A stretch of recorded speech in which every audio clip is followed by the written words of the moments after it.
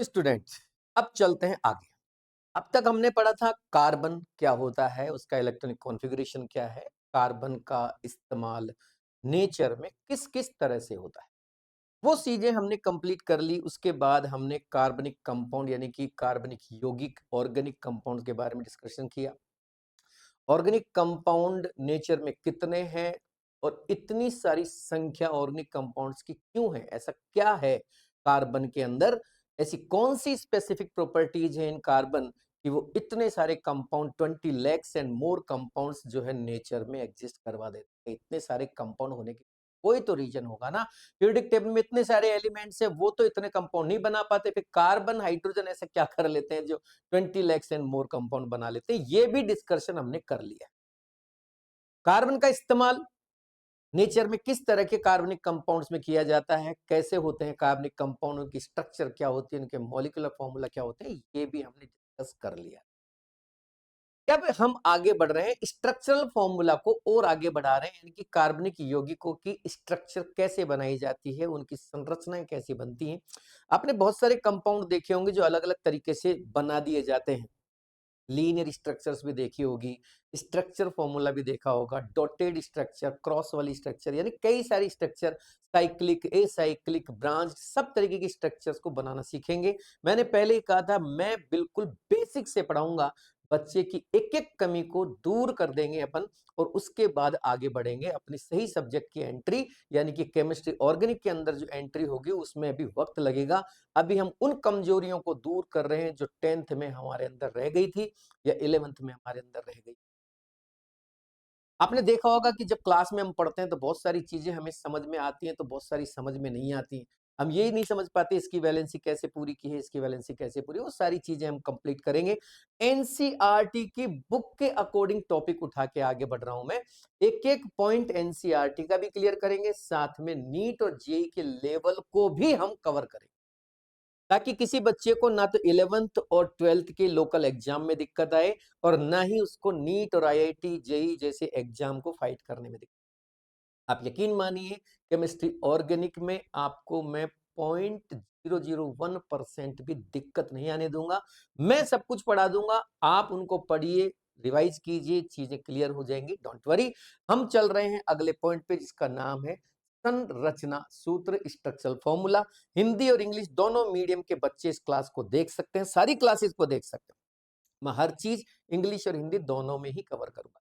तो structural formula it mean संरचना सूत्र का मतलब है कि जब किसी भी मॉलिक्यूल को, किसी भी कंपाउंड को, किसी भी कार्बनिक कंपाउंड को या अकार्बनिक कंपाउंड को, कोई भी जो है कार्बनिक ऑर्गेनिक कंपाउंड भी हो सकता है और कोई भी इनऑर्गेनिक कंपाउंड भी हो सकता है, अगर उस कंपाउंड को, उसमें मौजूद सभी एलिमेंट या एटम्स को सही सही बॉन्ड्स के साथ उनकी वैलेंसी पूरे करते हुए अगर रिप्रेजेंट कर देते हैं तो वो फॉर्मूला उसका स्ट्रक्चरल फॉर्मूला कहलाता है। जैसे मान लीजिए मैंने कहा CH4 है, मान लीजिए मैंने कहा CH4। अब ये CH4 ये एक तरीके से मॉलिक्यूलर फॉर्मूला हो गया, यानी कि इस मॉलिक्यूल को पूरे को दिखाने वाला फॉर्मूला है, जिसे आप मेथेन के नाम से जानते हैं। तो मैंने कहा इसका स्ट्रक्चरल फॉर्मूला बनाइए, तो मैं स्ट्रक्चरल फॉर्मूला कैसे बनाऊंगा, कार्बन को बीच में लिखूंगा और इस पे लगी हुई चारों H लगाऊंगा, बस चारों H एक एक बॉन्ड से, एक बॉन्ड से एक H लगा दी, एक बॉन्ड से एक H लगा दी, एक और बॉन्ड से एक लगा दी, एक और से एक और लगा दी।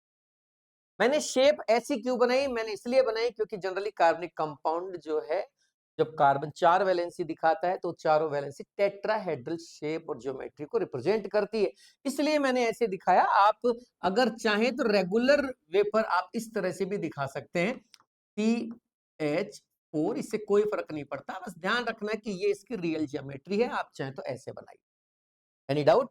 अब देखिए क्यों सही मानी जा रही है, क्यों इसको स्ट्रक्चरल फॉर्मूला कह रहे हैं, क्योंकि इसमें कार्बन की वैलेंसी कंप्लीट हो चुकी है। कार्बन है 4 valencies on the centre point. तो देखो कार्बन के न्यूक्लियस पे 4 बॉन्ड लगे हुए हैं, चारों सहसंयोजक बॉन्ड यानी कोवेलेंट बॉन्ड इसकी 4 वैलेंसी को रिप्रेजेंट कर रहे हैं, और इसी पर 4 H लगे हुए, चारों H भी जो है एक एक वैलेंसी लेके बैठी हुई है। देखो हर एक H की एक वैलेंसी कंप्लीट हो गई है, एक बॉन्ड इस H से लग गया, एक इससे, एक इससे, एक इससे, ये कंप्लीट हो, ये बहुत छोटी छोटी चीज है। कई बच्चे ये सोचेंगे कितना छोटा छोटी चीजें पढ़ा रहे हैं, बिल्कुल पढ़ाऊंगा।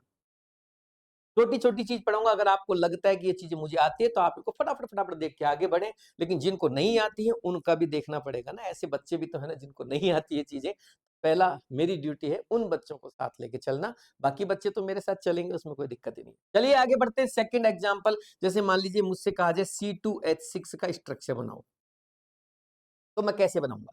अब देखना मैं कई तरीके से बना के दिखाऊँगा, जैसे एक तो मैंने बनाया ऐसे, ये हो गया C और ये लग गया दूसरा C। ये मीथेन है, ये इथेन है। ये मीथेन है।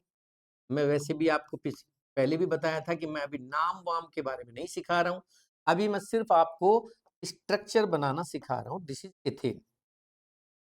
ये मीथेन, ये इथेन। ये तो क्लियर हो गया।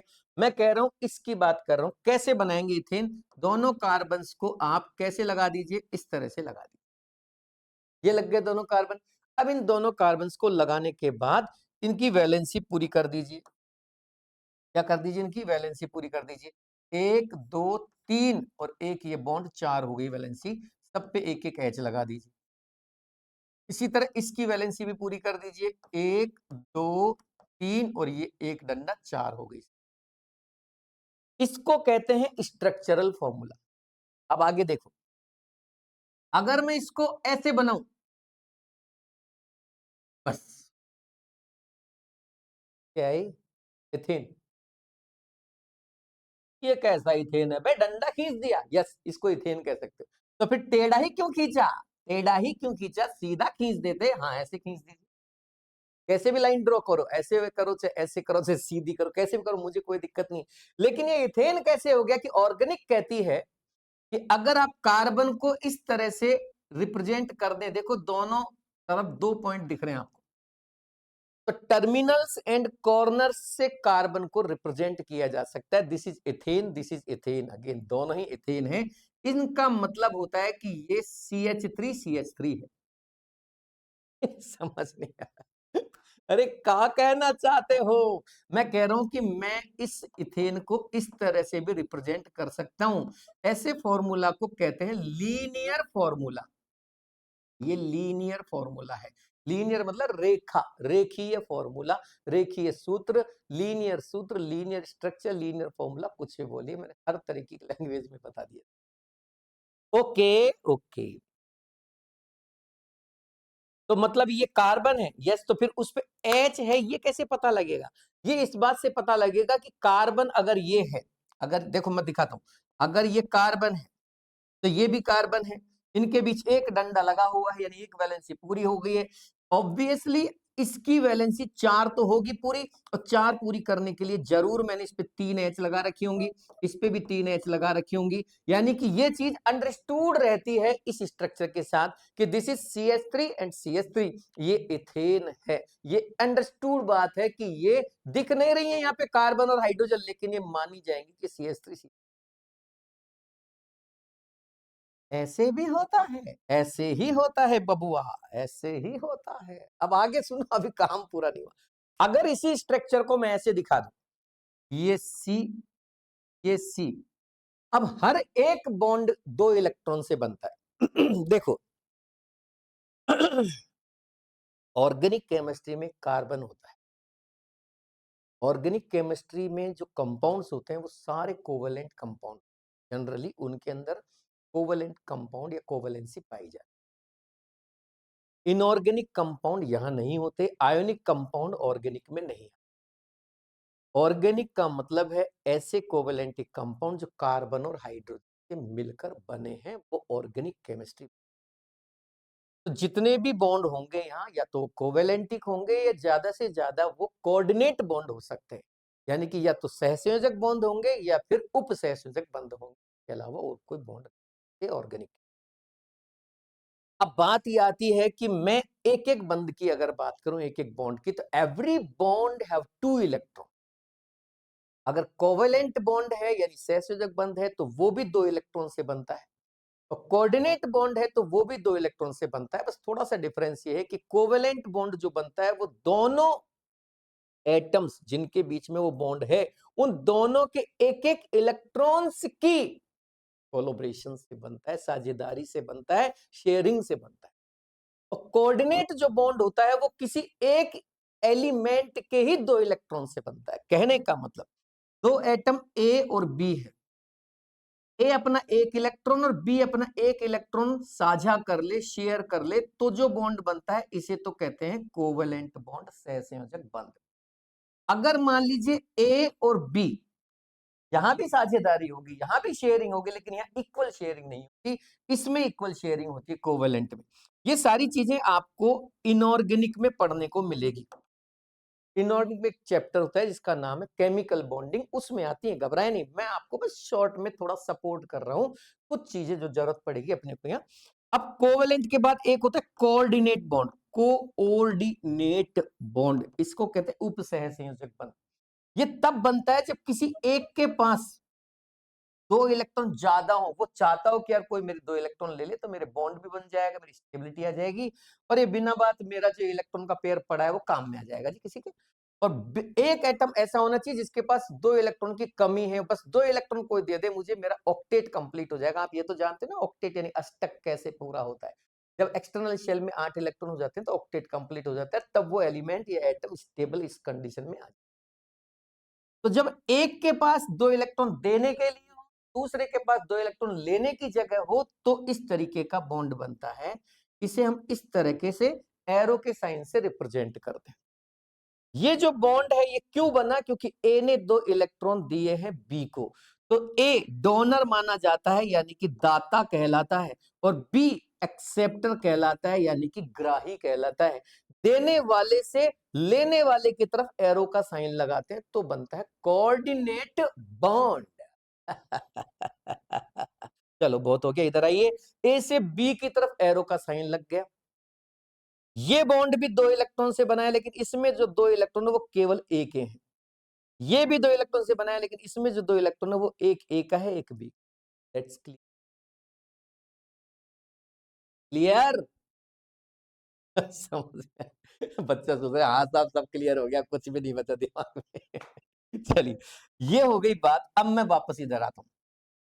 मैं कह रहा हूं कि मैं हर एक बॉन्ड की जगह इलेक्ट्रॉन लगाऊंगा। ये जो बॉन्ड है इसकी जगह मैंने इलेक्ट्रॉन लगा दिए, चाहो जैसे लगाओ आप चाहो तो ऐसे डॉट डॉट करके लगाओ, और आप चाहो तो क्रॉस, चाहो तो ऐसे डॉट लगाओ, चाहे तो आप ऐसे छोटा छोटा क्रॉस बना के दिखाओ, उससे कोई फर्क नहीं पड़ता, वो आपकी मर्जी। इस बॉन्ड को मैंने लगा दिया बीच में, ये बॉन्ड है, यस ये कोवेलेंट बॉन्ड लग गया। अब हर एक बॉन्ड की जगह मैं ऐसे इलेक्ट्रॉन लगाऊंगा, 1 2 ये एच लग गई, 1 2 ये एच लग गई, 1 2 ये एच लग गई, 1 2 ये एच लग गई, 1 2 ये एच लग गई, 1 2 ये एच लग गई, और ये बन गया फिर से एक फॉर्मूला। लेकिन अब इसको कहते हैं लेविस फॉर्मूला या लुईस फॉर्मूला या लुईस स्ट्रक्चर या इलेक्ट्रॉनिक स्ट्रक्चर। आप इसे लुईस स्ट्रक्चर कह दो चाहे इलेक्ट्रॉनिक स्ट्रक्चर कह दो, लुईस फॉर्मूला कह दो चाहे इलेक्ट्रॉनिक फॉर्मूला कह दो। इस तरह से देखो, मैंने आपको एक तो लीनियर फॉर्मूला दिखाया, लुईस फॉर्मूला दिखाया, स्ट्रक्चरल फॉर्मूला दिखाया। मेरी बात समझना। अब मैं आपसे सवाल पूछूंगा, बहुत देर हो गई आपको मजे लेते, अब आप भी करोगे कि नहीं। इथेन मॉलिक्यूल की स्ट्रक्चर फॉर्मूला बनाइए, ये लो। लीनियर फॉर्मूला बनाइए, ये लो भाई साहब। इलेक्ट्रॉनिक फॉर्मूला या लुईस फॉर्मूला बनाइए, ये लीजिए भाई साहब। यहां तक कोई दिक्कत है? जीरो से चलेंगे बाबू, एक भी चीज आगे नहीं, धीरे मत, पूरा साल भर आग लगा। चलिए चलिए आगे। अब मैं अगली स्ट्रक्चर पे लेके जाता हूं। मान लीजिए अब मैं आपसे कहूं, मेरा अगला सवाल है कि भैया एक बात बताइए। बाबू एक बात बताओगे? बिल्कुल बताएंगे भाई साहब, का डरते हैं हम किसी से? हम किसी से डरते हैं का? बता देंगे। हाँ तो बताइए। हम पूछ रहे हैं C3H8 यानी प्रोपेन का स्ट्रक्चरल फॉर्मूला बनाओ। बना देंगे भाई साहब। इसी का लीनियर फॉर्मूला बनाओ। बना देंगे भाई साहब। और इसी का लुईस फॉर्मूला ओ बना देंगे भैया, बना देंगे, हम क्या डरते हैं किसी से? पहले हम इसका बना रहे हैं प्रोपेन का structural form. Are you ready? Propane 3 carbon, 1, 2, 3, आपकी मर्जी हो जैसे लगाइए, मैं ये नहीं कह रहा कि आप ऐसे लगा, आप 1 कार्बन यहाँ, एक नीचे, एक इसके नीचे लगा दो, मुझे क्या फ़र्क पड़ा? 3 कार्बन ऐसे सिंगल से, आप ये सिंगल बॉन्ड से क्यों जोड़ते हैं? भाई साहब ये प्रोपेन है। ओह! तो प्रोपेन का मतलब एल्केन और एल्केन का मतलब कार्बन-कार्बन के बीच में सिंगल बॉन्ड, ठीक है? वैलेंसी पूरी करो। 1, 2, 3 H और 1 डंडा, ये रहा 4 वैलेंसी पूरी हो गई। इसकी भी पूरी करो। 1, 2, 3, 4, 1, 2, 3 और ये 4, हो गई सबकी 4-4, हो गया? हाँ साहब, सबकी पूरी देख ले एक बार, कहीं किसी की दिक्कत तो नहीं है, किसी की वैलेंसी पूरी ना हो। नहीं, नहीं, सबकी पूरी है। This is structural formula propane. ये संरचना सूत्र है प्रोपेन।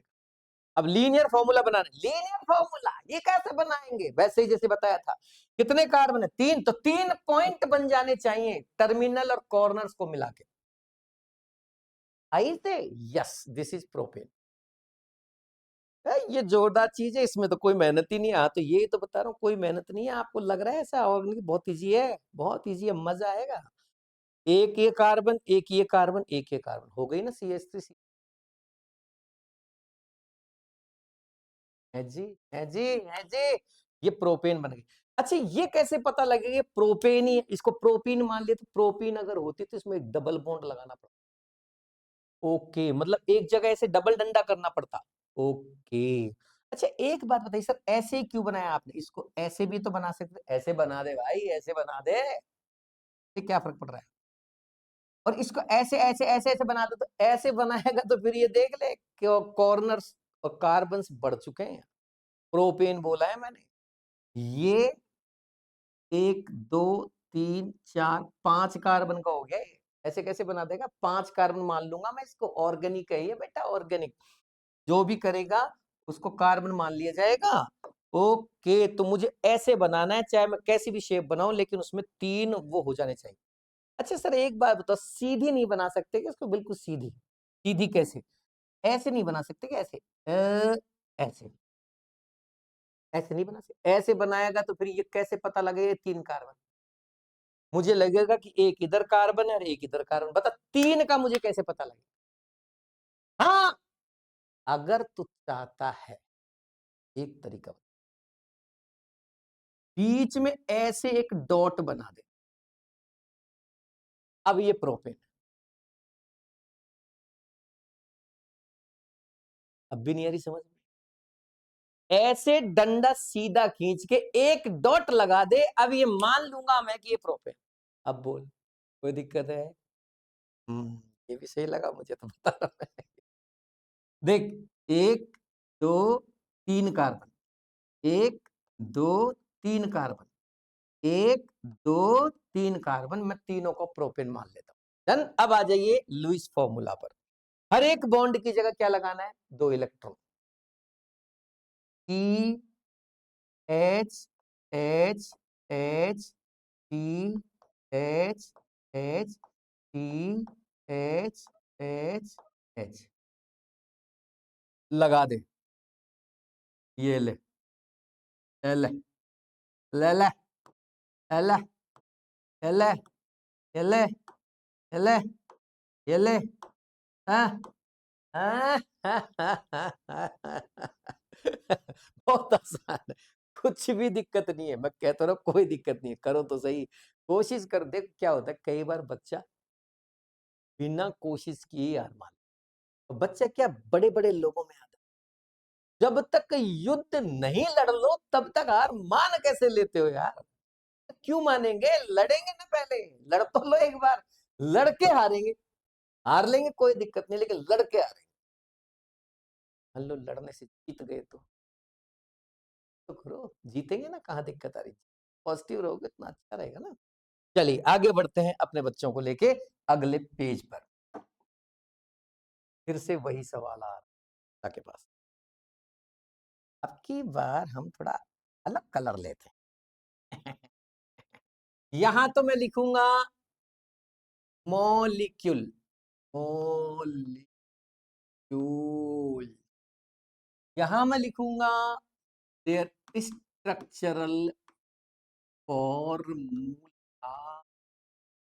यहां मैं लिखूंगा देयर लीनियर फॉर्मूला। और यहां मैं लिखूंगा देयर इलेक्ट्रॉनिक फॉर्मूला। कौन कौन बच्चा मेरे साथ तैयार है इस सवाल को करने के लिए? हैंड रेज करें। नहीं नहीं, घर पे जहां बैठे बैठे पढ़ रहे हो वहीं हाथ ऊपर कर लो। मुझे दिख जाएगा, टेंशन मत। चलिए, मॉलिक्यूल, पहला मॉलिक्यूल उठा रहा हूं। थोड़ी प्रैक्टिस अब ज्यादा, बड़े मॉलिक्यूल। मिथेन, इथेन, प्रोपेन हो गए। अब थोड़ा एल्कीन में घुसते हैं, एल्काइन में घुसते हैं, एल्कोहल वेल्कोहल और भी चीजें उठाते हैं। देख, चलो, जैसे मान लीजिए मेरे से कहा गया C2H4। अब ऐसे मॉलिक्यूल आ गए। अब मुझे C2H4 की स्ट्रक्चर बनाना, क्या करूंगा? मुझे पहले सोचना पड़ेगा क्या। तो मैंने देखा ये मॉलिक्यूल CnH2n को फॉलो कर रहा है। ये फॉर्मूला एल्कीन का होता है। देखो, Cn, n मतलब नंबर ऑफ कार्बन, 2 है, तो हाइड्रोजन के नंबर 2 इंटू 2, 4। इसका मतलब ये एक एल्कीन है, ये कन्फर्म। एल्केन का फॉर्मूला होता है CnH2n प्लस 2। CnH2n प्लस 2, यानी कि कार्बन की संख्या को दुगना करके उसमें 2 अगर ऐड कर दें तो एल्केन बनती है।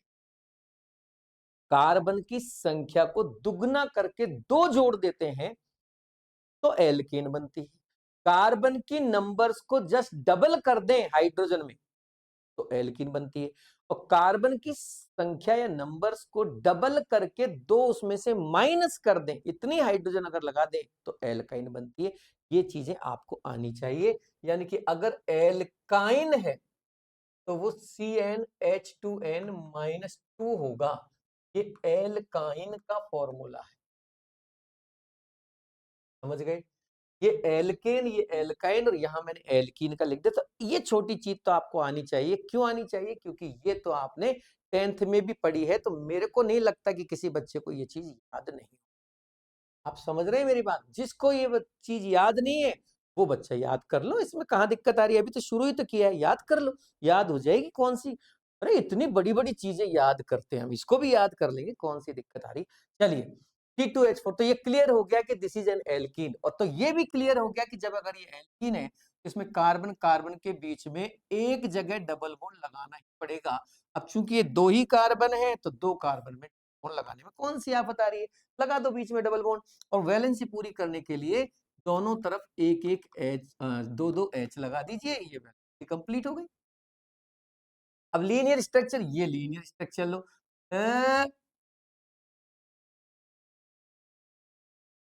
क्या है ये सर? ये तो इक्वल का साइन है बेटा, मैथ में होता है ये इक्वल का साइन। ऑर्गेनिक में जब बात करेंगे तो ये एथीन है। ऑर्गेनिक में ये एथीन है, एथीन। ये ऑर्गेनिक में एथीन माना जाता है। और ये किस में क्या माना जाता है?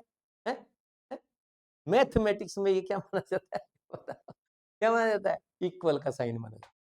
चलिए, अब लेते हैं electronic structure.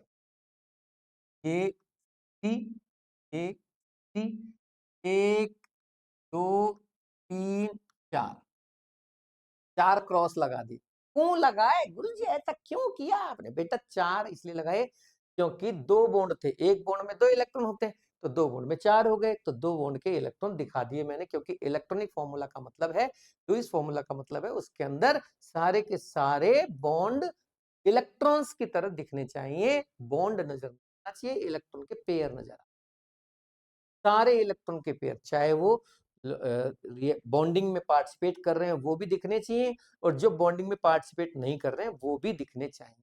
Okay, 1 2 H, 1 2 H, 1 2 और एच, तो इलेक्ट्रॉन कहीं डॉट, कहीं क्रॉस, कुछ भी लगा रहे हो, आपकी मर्जी, आप जो मन करे वो लगाओ, कोई दिक्कत नहीं है। या तो डॉट ही डॉट लगा दो या क्रॉस ही क्रॉस लगा दो या दोनों को क्लब करके लगा दो, उससे कोई आफत नहीं आ रही। उनको बता देना भाई सभी इलेक्ट्रॉन मान रहे हो, सब जानते हैं। सेकंड स्ट्रक्चर पे लेके चलते हैं अपने बाबुओं को। अब चलते हैं सेकंड स्ट्रक्चर पर। तैयार है सभी बच्चे? देखिए, सेकंड नंबर पे मैंने लिया, मान लीजिए आपसे कहा मैंने कि प्रोपाइन CH4, 3 कार्बन 4 हाइड्रोजन। और अब ये प्रोपाइन है, ये गुरुजी आपको कैसे पता लगा? इस फॉर्मूला से पता लग गया। ये जो फॉर्मूला है ये एल्काइन का फॉर्मूला है। इसका फॉर्मूला है एल्काइन। और एल्काइन के लिए मैंने आपसे कहा था नंबर ऑफ कार्बन को दुगना करके उसमें से 2 माइनस कर दोगे तो हाइड्रोजन की नंबर्स आ जाएगी, वो एल्काइन को रिप्रेजेंट करेगी। तो देखो 3 2 6, 3 इंटू 2 6, 6 में से 2 माइनस किए तो 4, it means this is alkyne. यानी कि अब मैं जब इसे बनाऊंगा तो मैं 3 कार्बन लिखूंगा, किसी भी एक जगह पर ट्रिपल बॉन्ड बनाऊंगा, तब जाके ये प्रोपाइन बनेगा। अब वैलेंसी पूरी करने के लिए एक एच इधर, इसकी ऑलरेडी वैलेंसी कंप्लीट है। देखो 3 डंडे इधर, एक डंडा इधर, तो 4 ही तो डंडे लगाओगे बेटा, कहीं भी लगा दो। और ये लग गई 3 एच, 1 2 3, तो सबकी वैलेंसी हो गई complete. This is the structural formula of propyne. अब लीनियर पे आई। लीनियर का मतलब हाँ, लेकिन ये तो प्रोपेन है सर, तो प्रोपाइन बना दे बिटुआ, बना दे बिटुआ प्रोपाइन। ये क्या कर दिया सर आपने? ये मैंने बना दिया प्रोपाइन, ट्रिपल बॉन्ड लगा दिया। अब देखो इसका मतलब क्या है कि ये एक कार्बन हो गया, यहाँ यहाँ एक कार्बन हो गया, एक कार्बन इस पे हो गया, एक कार्बन यहाँ हो गया, ट्रिपल बॉन्ड। आप चाहे तो इसको ऐसे भी बना सकते,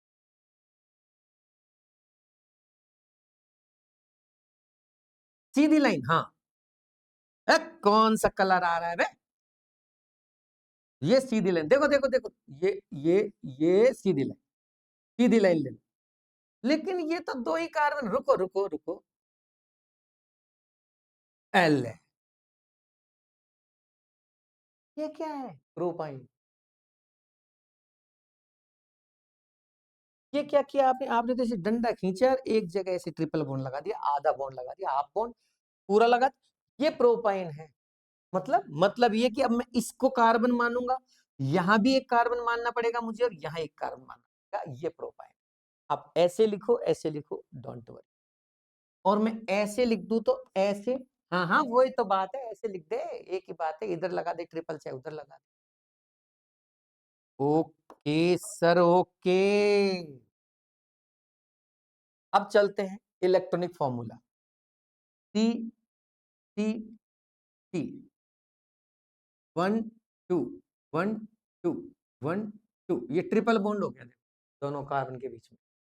और ये लग गई एक एच, इसमें 1 2, एक बॉन्ड यहां लग गया, और ये लग गई एक एच, 2 एच, 3 एच। जितने भी डंडे थे सबकी जगह इलेक्ट्रॉन के पेयर, जोड़े लगा दिए मैंने, ये ध्यान रखना। जितने भी डंडे थे सब हटा दो, बॉन्ड हटा दो सारे। चलिए आगे बढ़ते हैं।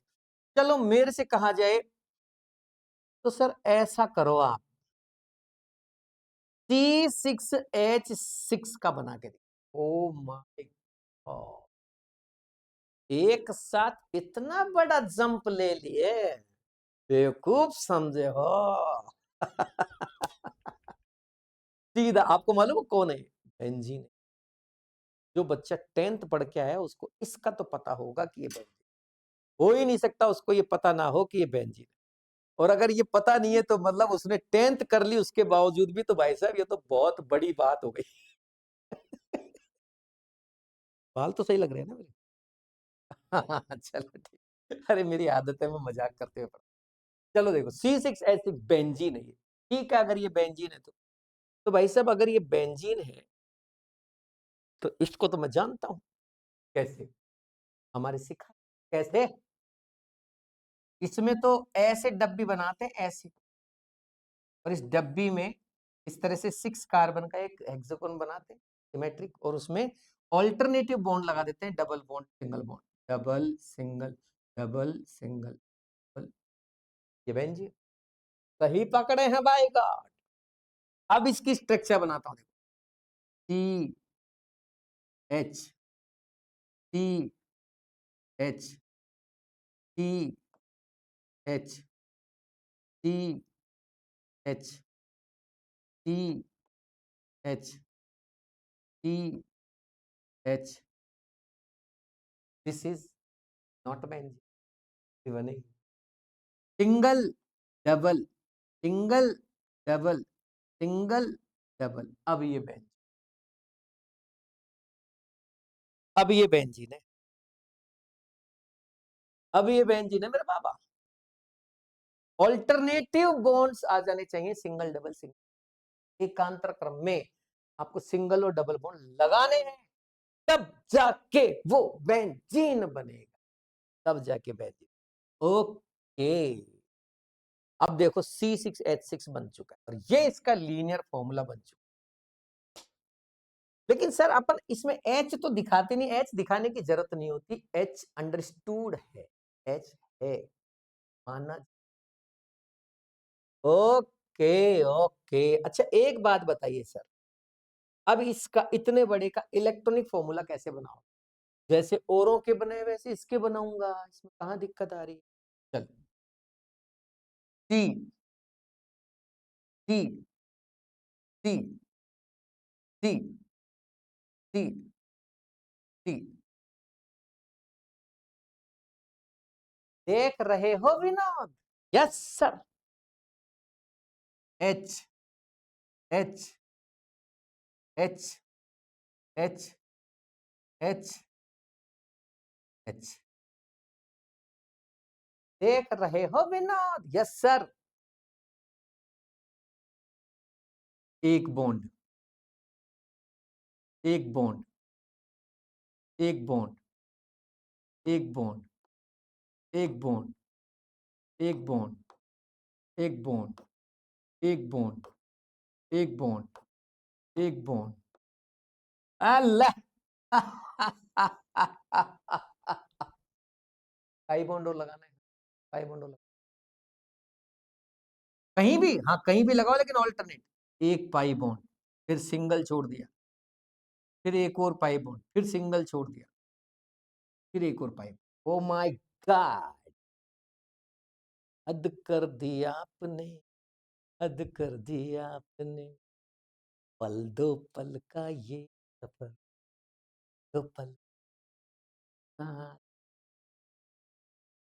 पल दो,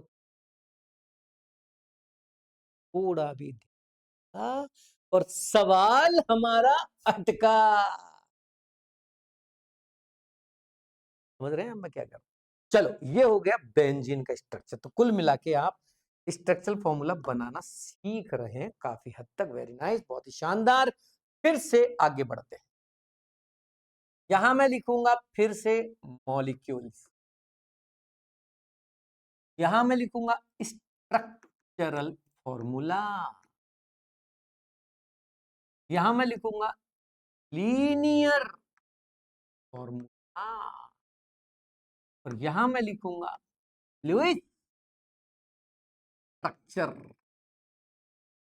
और इन सबको समझाने के लिए पहले एक छोटी सी चीज बताऊंगा। जब भी आपके दिमाग में हाइड्रोजन नाम आए, आप उसकी इस तरह की इमेज दिमाग में बना के चले। क्या कह रहे हो? कहना क्या चाहते हो सर? मैं ये कह रहा हूं, मुझसे कोई कहे हाइड्रोजन, H विद एक इलेक्ट्रॉन, ऐसे दिमाग में रहना चाहिए, ऐसे ही रहना चाहिए। देखो, जैसी छवि हम बना लेंगे वैसी ही याद हो जाए, और ये छवि दिमाग में रहेगी तो फायदा। सी, सी कोई बोले तो एक दो चार, चार इलेक्ट्रॉन उस पर दिखने चाहिए आपको आंख। मैं यहां लिखता हूं, एच एक, सी एक दो तीन चार, कहीं लगा दो, चाहे दो इधर लगा दो, कोई दिक्कत नहीं, ठीक है। एन एक दो तीन चार 5। O 1 2 3 4 5 6। S 1 2 3 4 5 6। ये सर क्रॉस ही क्रॉस क्यों लगा रहे हो आप? क्रॉस क्यों लगा रहे हो बेटा? तो बाबू, मैंने बोल दिया क्रॉस लगा चाहे डॉट लगा, मैं इलेक्ट्रॉन दिखा रहा हूं। ये कौन से इलेक्ट्रॉन है? ये वो इलेक्ट्रॉन है जो इन एलिमेंट एटम के वैलेंसी शेल। ये वैलेंसी शेल क्या है? सबसे बाहर वाला शेल। ये सारी चीज मैंने पहली क्लास में बता दी थी।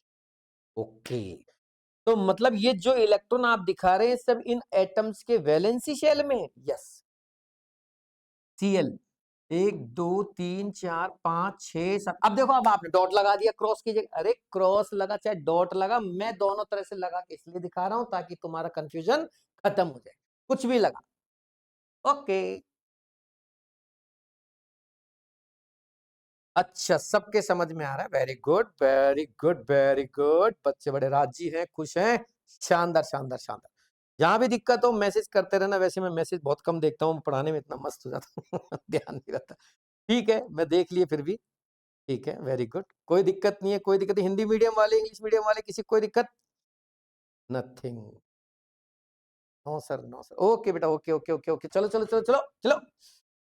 तो ये एलिमेंट, बस केवल इतने से एटम याद रखें। हाँ, इतना बहुत है, इतने में काम बन जाएगा। ये 5-7 एलिमेंट तो याद रखो। बोलो जी बोलो। H के वैलेंसी शेल में 1, कार्बन के वैलेंसी शेल में 4, नाइट्रोजन के वैलेंसी शेल में 5।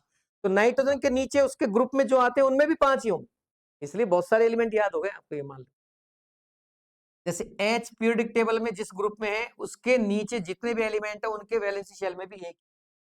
कार्बन जहां मौजूद है उसके नीचे जितने भी एलिमेंट है, कार्बन, सिलिकॉन, जी, देखो SN, PB, इन सब में एक एक ही होगा। या HLI, Na, KRBCSF सब में एक एक होगा। अब जैसे बेरिलियम की बात करूं, बेरिलियम के वैलेंसी शेल में 2 इलेक्ट्रॉन होंगे, तो BeMgCasrBaRa। बेटा मांगे कन्या सुंदर बाप रोए। बेटा मांगे कन्या सुंदर बाप रोए। चलो, ये सारी चीज जब इनऑर्गेनिक केमिस्ट्री आएगी तब देखिए। इनऑर्गेनिक केमिस्ट्री में पीरियोडिक टेबल, पूरी पीरियोडिक टेबल सिखा दूंगा और चुटकियों। सबको आती है, घबराओ मत, सबके स्कूल्स में पढ़ाते हैं। मैं एक नहीं कह रहा कि मैं स्पेशली मैं ही बताऊंगा, सब वही तरीका बताते हैं।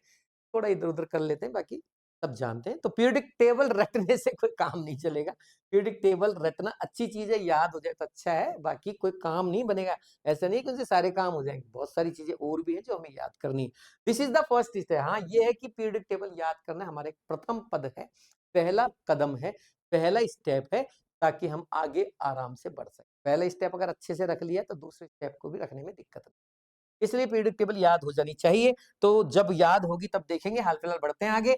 अब जैसे मैंने कहा ना, जैसे कार्बन के वैलेंसी शेल में 4 इलेक्ट्रॉन, तो सबके वैलेंसी शेल में 4 ही हैं। जैसे मैंने कहा क्लोरीन के वैलेंसी शेल में तो FCl, Br, I, तो जितने भी हेलोजन आएंगे उनके सबके वैलेंसी शेल में 7 ही इलेक्ट्रॉन होंगे। मैं ये, है ना? तो कुल मिला के मैं आपको पीरियोडिक टेबल नहीं सिखा रहा हूं, मैं सिर्फ आपको ये कह रहा हूं। 5-6 याद कर लोगे? याद कर लोगे? नहीं करोगे? नहीं करोगे? अबे तुम्हारी, बेटा कर लेना। हम्म, कर लेना ये सारे। वैसे 5 इतने भी याद नहीं कर सकते, करो ना, क्या दिक्कत है? बोलो एक बार, बोलो, आंख बंद करो, आंखें बंद करके बोलो। हाइड्रोजन के वैलेंसी शेल में सर 1, कार्बन के वैलेंसी शेल में 4, नाइट्रोजन के संयोजी कोष में, वैलेंसी शेल मतलब संयोजी कोष, हिंदी बोलूंगा, 5, फॉस्फोरस के संयोजी कोष में 5, ऑक्सीजन के वैलेंसी शेल में 6, सल्फर के वैलेंसी शेल में 6। ओ अच्छा, क्लोरीन के वैलेंसी शेल में 7, क्लोरीन के वैलेंसी शेल में 7। अब याद हो गया? हो गया ना याद? चलो आगे बढ़ते हैं, हटाओ इनको। अब मैं आपसे पूछूं, मान लीजिए C2H5OH, CH3CH2 OH, देख लो C2H5OH हो गया। नहीं है समझ? अच्छा वापस देखो, CH3CN, CH3CN। आपको ये कैसे पता लगा सी और एन के बीच में 3 डंडे लगाने? क्योंकि मुझे नाइट्रोजन की वैलेंसी पता है 3 होती, कार्बन की वैलेंसी 4 होती है। बेटा कार्बन के इधर 1 डंडा है तो 3 डंडे भी इधर ही लगेंगे। कहाँ लगाएगा? 4 डंडे लगाने हैं कार्बन के ऊपर। कार्बन के ऊपर 4 डंडे कैसे लगाएगा? Okay okay. HCOOH formic acid, ये इथाइल एल्कोहल है। इथाइल एल्कोहल, नाम नहीं सिखा रहा हूं मैं, वैसे ही बोल रहा हूं, बस याद रख लो, हो जाए तो, नहीं तो कोई बात नहीं, मैं आगे सिखाऊंगा। मिथाइल साइनाइड कहते हैं इसे, इसे फॉर्मिक एसिड कहते हैं, फॉर्मिक एसिड। ठीक है, फॉर्मूला HCOOH। डाउट में, डाउट मेरा बच्चा। अब लीनियर फॉर्मूला, लीनियर, 2 कार्बन, अ ओ अ एच, ओ माय गॉड, क्या बना दियो? CH3CH2OH बना दिया मैंने।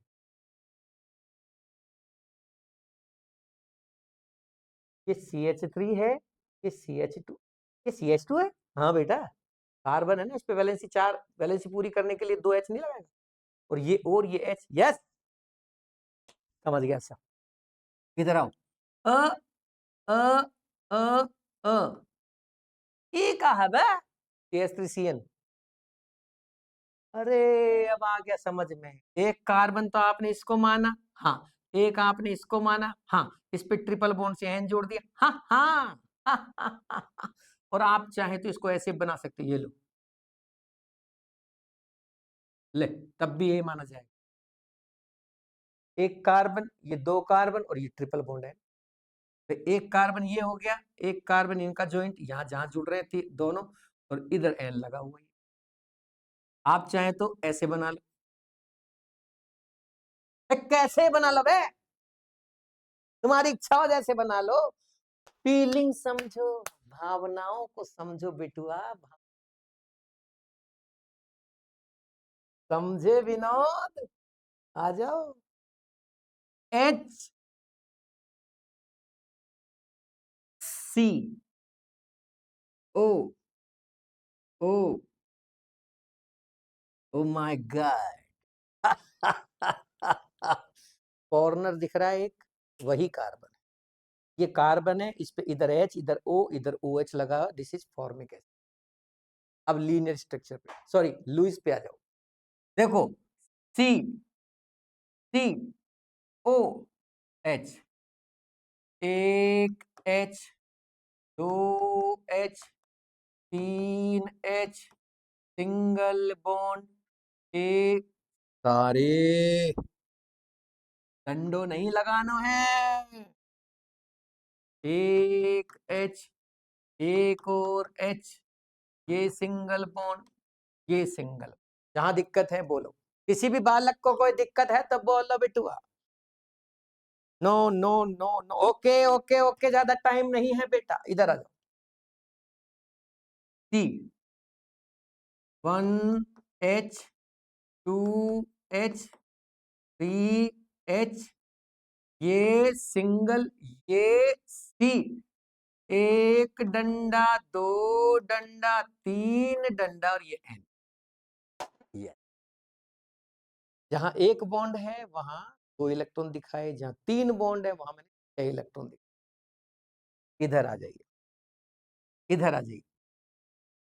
H C